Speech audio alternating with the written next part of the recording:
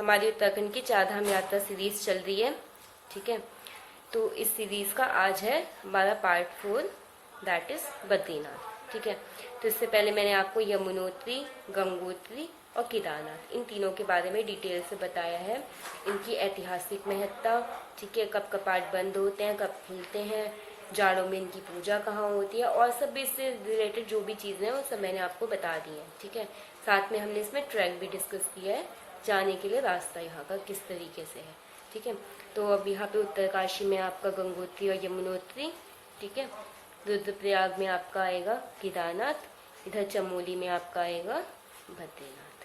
ठीक है, तो ये यानी कि बद्रीनाथ धाम आपका चमोली में पड़ता है। ठीक है, और ये जो आपका, चलिए हम स्टार्ट करते हैं। तो ये जो बद्रीनाथ है आपका, ये समुद्र तल से 3133 मीटर की ऊंचाई पर स्थित बद्रीनारायण मंदिर है। ठीक है, बद्री नारायण मंदिर। ठीक है, ये जो है ना, ये नीलकंठ पर्वत शिखर के भव्य पृष्ठपट सहित नारायण नामक 2 पर्वत श्रेणियों के पास में स्थित है। एक मतलब जैसे ऐसे एक नर पर्वत है, एक नारायण पर्वत है, उसके पास में ये बद्रीनारायण मंदिर स्थित है। ठीक है, तो यहीं पे बद्रीनाथ भगवान विष्णु की पूजा की जाती है। आपको पता ही होगा बद्रीनाथ में भगवान विष्णु की पूजा होती है। ठीक है, जैसे यमुनोत्री में देवी यमुना की, गंगोत्री में देवी गंगा की, केदारनाथ में भगवान शिव की और बद्रीनाथ में भगवान विष्णु की पूजा होती है। ठीक है, बद्रीनाथ के बारे में एक और इम्पॉर्टेंट चीज़, वो जो मैं आपको फर्स्ट वीडियो में भी शायद बता चुकी हूँ, बद्रीनाथ जो है भारत के जो 4 धाम है ना, तो जैसे उत्तराखंड के 4 धाम हम डिस्कस कर रहे हैं। ठीक है, जो हमारे देश भारत के जो 4 धाम है उनमें भी ये इंक्लूडेड है, सम्मिलित है। ठीक है, वो 4 धाम वैसे कौन से हैं? उड़ीसा में पुरी, ठीक है, गुजरात में हो गया आपका द्वारका, उत्तराखंड में हो गया बद्रीनाथ और साउथ में तमिलनाडु में हो गया रामेश्वरम। ठीक है, तो ये 4 धाम भारत के 4 धाम है, इन पे मैं बहुत जल्दी वीडियो बना दूंगी। ठीक है, आप लोग देख लीजिएगा उनको। ठीक है, तो अब हम इस पे देखते हैं। यहाँ पर बद्रीनारायण जी की लगभग 1 मीटर लंबी काले रंग की मूर्ति है। शालिग्राम भगवान जो होते हैं ना, वो मूर्ति यहाँ पर है इनकी। ठीक है, तो और इसमें खास चीज इसके बारे में ये है, इसके ऐतिहासिक महत्व में, ये मूर्ति को ना नारद कुंड में किसी ने डाल दिया था भगवान जी की मूर्ति को, तो उसे शंकराचार्य जी ने, ठीक है, शंकराचार्य जी ने उसे नारद कुंड से निकाल कर यहाँ पर स्थापित करवाया था। ठीक है, शंकराचार्य द्वारा स्थापित ही कहा जाएगा उसको।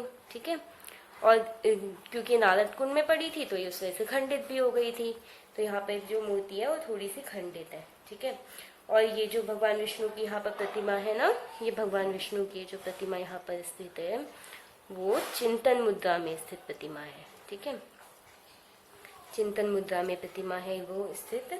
ठीक है, और ये जो मुख्य मूर्ति है भगवान की, जैसे भगवान विष्णु की मूर्ति है, ठीक है, इसके पूर्व में कुबेर, ठीक है, और इसके लेफ्ट में बाई साइड को मूर्ति है नारद की। ठीक है, भगवान की, और इसके पार्श्व में, ठीक है, इसके पार्श्व में जो है वो नर नारायण, जैसे मैंने बताया ना, नर नारायण है इनके, इधर को मंदिर है तो ऑब्वियसली उसके पार्श्व में हुए, यहाँ पर मंदिर है, पार्श्व में नर नारायण बताया मैंने आपको।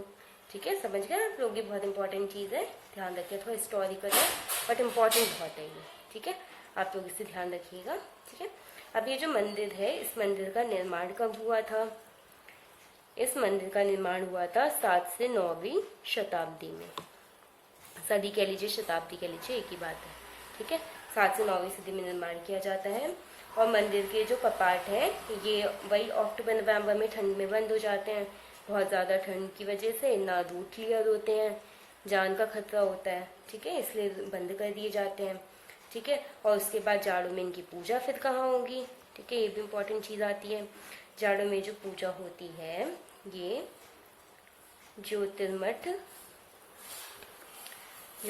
में स्थित नरसिंह मंदिर में होती है। ठीक है, और ये जो ज्योतिर्मठ है ना, ज्योतिर्मठ का नरसिंह मंदिर, ये यहाँ से 64 किलोमीटर 64 किलोमीटर की डिस्टेंस पर है। ठीक है, यहाँ पर स्थानांतरित हो जाती है और यहाँ पर कपाट बंद हुए और खुलेंगे कब? अक्षय तृतीया पे कपाट खुलते हैं। ठीक है, और यहाँ पर जो बद्रीनाथ मंदिर है ना, ये अलकनंदा से 50 मीटर ऊंचे धरातल पर ये मंदिर स्थित है। ठीक है।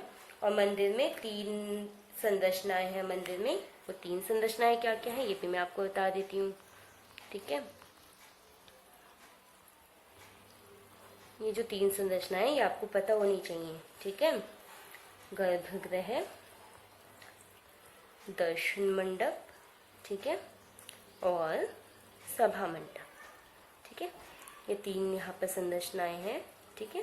गर्भगृह तो आपको पता ही है, आप ऐतिहासिक जानकारी के हिसाब से गर्भगृह जहाँ मतलब जो मंदिर का सबसे अंदर का प्लेस होता है ना, जहाँ भगवान जी की मेन मूर्ति स्थापित होती है, उसे गर्भगृह कहा जाता है मंदिर का। ठीक है। और इसका जो मुख्य प्रवेश द्वार है उसे सिंह द्वार कहा जाता है। ठीक है। यहाँ पर ये जो 3 संरचनाओं के पास जो मुख्य प्रवेश द्वार है ना, मुख्य प्रवेश द्वार को सिंह द्वार कहा जाता है। ठीक है। सिंह द्वार के नाम से वो फेमस है। अब ये जो वर्तमान मंदिर है इसका निर्माण किसने कराया था? इसका निर्माण कराया था गढ़वाल के राजा अजयपाल ने। ठीक है। गढ़वाल के राजा अजयपाल द्वारा इसका निर्माण किया गया था। लेकिन ये जो वर्तमान मंदिर तो इन्होंने बनवाया, लेकिन ये जो पूर्ण भव्य से इतना सुंदर सा मंदिर है ना, इस पूरे का निर्माण इन्होंने नहीं कराया। ठीक है। पूरे भव्य मंदिर का निर्माण कराया था, पूर्ण भव्य मंदिर निर्माण ये कराया था कत्यूरी राजवंश ने। कत्यूरी राजवंश के जो शासक हुए हैं ना, उनने कराया था इसका निर्माण। इसके बारे में बहुत ज़्यादा डिटेल में जानकारी नहीं मिलती है, अगर मिलेगी तो आई टेल यू, मैं आपको बता दूंगी। फिलहाल हमारे पास ये जानकारी है कि इसका निर्माण कत्यूरी राजवंश ने के द्वारा कराया गया था। ठीक है। आपको पता है कि हमारे उत्तराखंड में बहुत भूकंप जो एग्जाम्स में कई बार पूछा गया, बहुत ज़्यादा मतलब बहुत ट्रेजिडी वाला भूकंप जो था एक आया था 1903 में। ठीक है। चमोली में भूकंप आया था, इससे बहुत ज़्यादा बर्बादी हुई थी। तो इस भूकंप से ही ये जो मंदिर है ना, बद्रीनाथ मंदिर, इसको भी बहुत क्षति पहुंची थी इस भूकंप की वजह से। ठीक है। उसके बाद इस मंदिर को ना तो थोड़ा जीर्णोद्धार पुनर्निर्माण जिसका कराया गया था, जयपुर के राजा ने कराया था। ठीक है। यानी कि अब आप इसको समझ सकते हैं इस तरीके से। अगर मैं आपको थोड़ा सा वैसे भी मैं बताऊं तो मंदिर बनवाया, ठीक है, बनवाया गया। उसके बाद 1903 में जब इस पर भूकंप आया तो जयपुर के राजा ने इसका जीर्णोद्धार कराया था। वैसे मंदिर का वर्तमान मंदिर का निर्माण अजयपाल ने कराया और पूर्ण भव्य मंदिर के निर्माण का श्रेय कत्यूरी राजवंश को जाता है। ठीक है। समझ गए आप लोग सारी जानकारी? तो इसका इतिहास भी हो गया, इसके बारे में बाकी जानकारियां भी हो गई। अब मैं आपको इसका थोड़ा सा रूट के बारे में बता देती हूँ। ठीक है।